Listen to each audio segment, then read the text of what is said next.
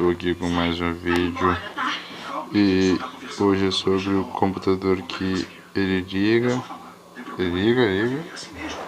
só que ele desliga.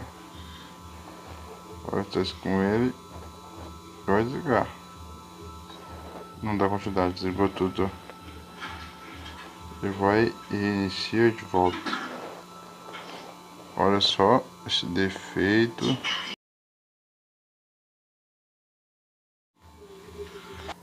O primeiro para você deve fazer é você remover o HD do computador. Tu remove o HD. Ó.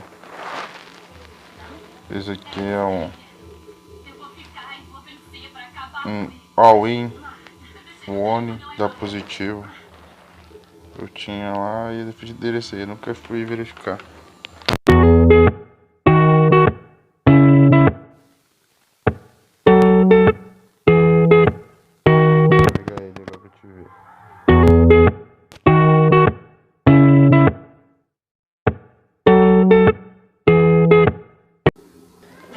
Pessoal, já tá bombando aqui o HD dele. Aqui, ó,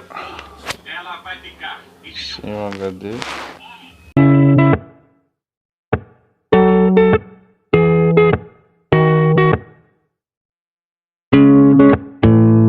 Vamos tentar mais uma vez.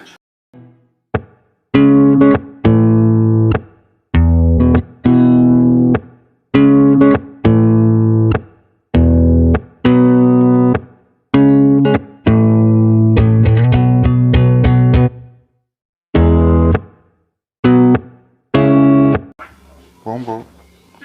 Sim, pessoal, o HD, o problema é só colocar um HD bom agora que funcione para resolver esse problema aí. Valeu.